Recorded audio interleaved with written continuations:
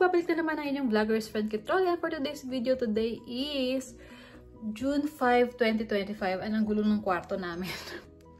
Mag-ayos ako later. June 5, 2025. Ayan, samahan nyo kami guys na wala lang.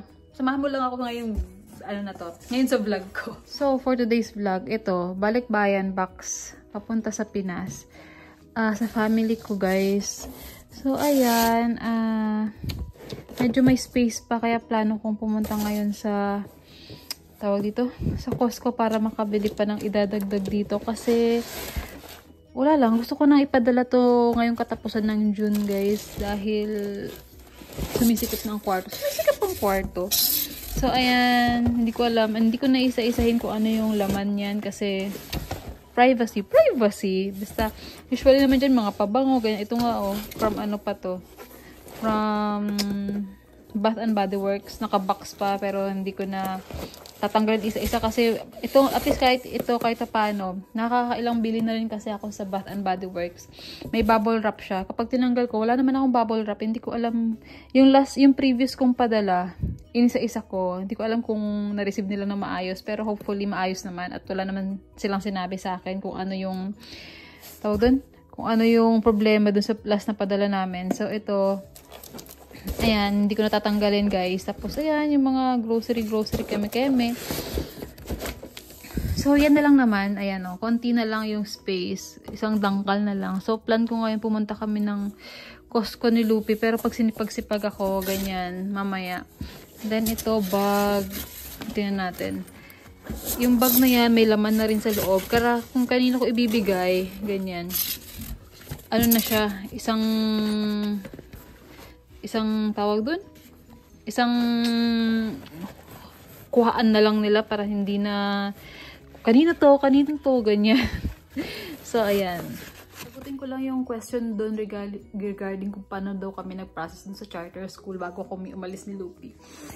So, ayun nga, parang nabanggit ko ba na last year, November, nag-start yung opening, November, December, basta ganyan, start mag-open yung lottery ng mga charter school dito sa Durham. Kasi dito nga kami sa Durham, North Carolina. So, lahat ng charter school or magnet school, nag-open sila. And then, via lottery nga dito, guys. Ayun, in-apply ko sila sa lahat ng school. Ay, sa lahat ng school talaga. Yung mga malalapit lang dito, syempre. Kasi may mga magnet school din sa iba't ibang, malaki kasi itong Durham So, yung possible lang na malapit, ganyan, para sa commute, sa travel time ba ng mga bata, ganyan. So, in-apply ko silang dalawa. And then, by March ba or February, nag-close yung lottery, yung lottery. Yun, may ranking kung pang ilan yung bata sa per school, ganyan. So, ayun, mag-aantay ka lang kung pang ilang slot ka. Ayun nga, nabanggit ko na yung mga bata. Yung may mga school na ang bilis lang nila mag-accept talaga ng mga bata. Like, yung isa doon, ayun, dalawa kasi yung dinecline namin na school. Dalawa ba? Oo, dalawa yung dinecline namin na school para kay Ate Baleng. Kasi nga, medyo, yung isa, yung Durham Charter School, lilipat sila ng location. And then, yung isa naman, na compute namin ni Daddy, ang layo pala talaga, na-compute na namin, kung gaano kalayo sa bahay. Malayo pala yung na-applyan namin na yun. So, tawag dito, dinecline din namin kasi, syempre, diba, parang yung, paano na lang yung preparation ng bata, ganyan. Medyo malayo, parang ilang miles away din yun sa bahay, guys. So, ayun. Then, yun pala, yung lottery, hindi lang siya pang isang school. Pwede kayo mag-apply kung ilang school ang gusto nyong applyan. Ganyan, kayo na lang mamimili. So, ngayon, since ito nga, na-accept dito si Lupi sa gusto naming school, ayun, yung process is, mag-email sila sa inyo kung accepted na yung bata, ganyan. And parang may papatawagan sa inyo, may papa-email sa inyo na parang usually naman administrator ng school. Then tatawagan nyo sila na ina-accept nyo na yung offer ng school na yun or yung lottery na accepted na yung bata, ganyan. And then mag-email sa inyo yung school na ito yung mga kailangan namin. So ang hinanap lang naman sa kanya is birth certificate, yung latest bill namin dito sa bahay, dapat yung address is nasa Durham ka. Ano pa ba? Yung vaccination, yan, importante yan. Pero kasi kay Lupi nun, hinanap din yun nung nag-enroll siya sa daycare, sa pre-K niya. So, parang yun pa rin yung pinasa namin ngayon sa kinder niya. Which is, sabi naman ng kinder, hahanapin ulit yun sa kanya by the start of the school year. So, by August pa naman yun. Yun, yung mga health assessment, ganyan. So, yun lang naman. Tatlong documents pa lang yung hinanap kay Lupi kasi nga kinder. And then, kay ate naman, kapag natanggap na siya doon, hopefully matanggap siya, yung hinahanap sa kanya yung grade niya or yung transcript niya from the previous school. So, ayun nga, may nag-comment din na okay naman ang traditional. Yes, okay naman ang yung traditional, yung school na naka-zone dito sa bahay, sa apartment, guys. Okay siya.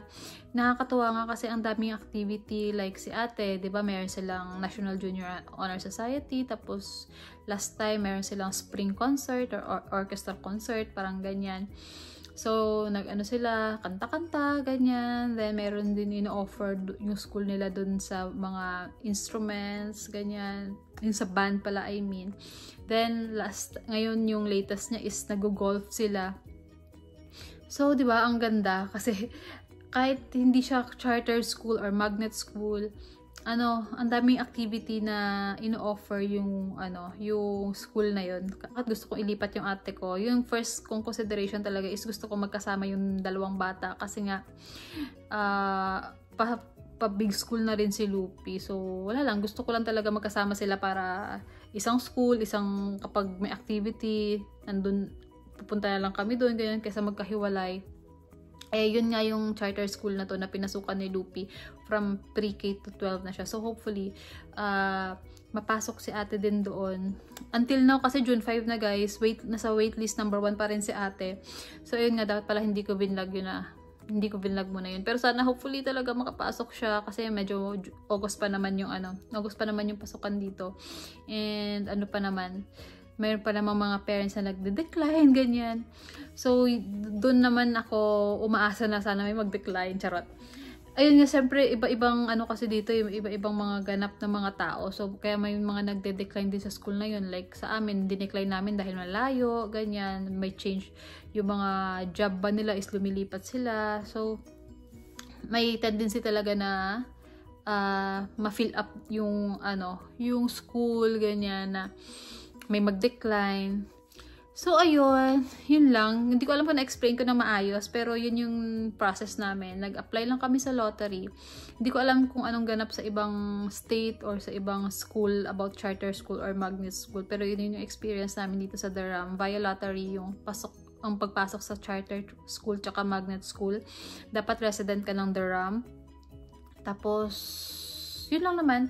Then, mag-aantay ka lang, yun nga, from November to March, nag-open yung enrollment dun sa lottery, tapos mag-aantay ka lang from March until na nag-apply kami na makapasok.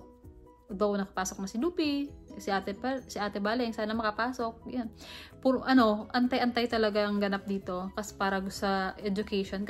So ayun, okay naman kasi dito kay public school kasi ang daming activities dito sa mga schools dito. Yun ang gusto namin. Yun yung na-appreciate ko sa US guys kasi yung mga like yun sa school ni ate ngayon may pag-golf which is kapag sa Pinas kami hindi naman niya ma-experience yun, yung mga ganong after activity or activity sa school, ganyan. So kahit public school siya, maganda yung mga ino-offer dito. So ayun lang, mamaya baka mag-grocery kami ni Lupi para sa balikbayan guys, para sa balikbayan box namin. So yan, i-add ko na lang dito kung ano yung mga bibili or anong ganap namin for the whole day ngayon ni Lupi. So, ayun, sana hopefully nasagot ko yung question regarding sa charter school na yun. And ngayon guys, samahan nyo kami ni Lupi dahil graduate na siya ng preschool kahapon. Kahapon nga ba? Isang araw. Basta ganyan. Graduate na siya pero tuloy-tuloy pa rin yung pasok niya guys hanggang hanggang 11 pa yata, ganyan. Before yung summer break nila. So, ayun, dahil graduate na siya, ililibre ko siya sa Italian restaurant malapit dito. Actually, si Lupi pa lang, si ate, hindi pa kami nagkakaroon ng time na kaming dalawa lang. So, since kaming dalawa lang ulit ni Lupi ngayon, dahil off ako, ayan, samahan nyo kami na kakain lang kami dyan sa Italian restaurant malapit dito sa amin. So, ayan guys. So, dito kami guys sa Italian restaurant. May tao kayo sa likod eh. Baka ayaw nila magpa-video. So, ayan. First time namin mag-eat alone ni Lucian. Hi, Lucian! First time namin kumain ngayon dito. Umorder lang kami ng pizza, lasagna, tsaka chicken tenders. And cake. And that's for our lunch for today. Hindi naman ako And magluto. my food cake yet. First is meron kaming bread. Congratulations. Congratulations! Mommy, Congratulations muna. congratulations. No! Say thank you. Thank you. So, ito yung kay Lupi, chicken tenders with fries. Sa akin, carbonara, guys. Waiting na lang kami sa pizza. Dito ako. Pakita mo yung tip, yung ano mo, eat mo. Sige nga. No. Open. No. So, ayun, hindi na kami nakapunta ni Lupi sa Costco kasi umuulan-ulan, tsaka umaambon-ambon. After namin magkumain kanina, wala na, umuwi na agad kami. And then, yun lang nangyari sa amin sa day off ko. And then, thank you for watching this vlog. See you on my next vlog, guys. Bye!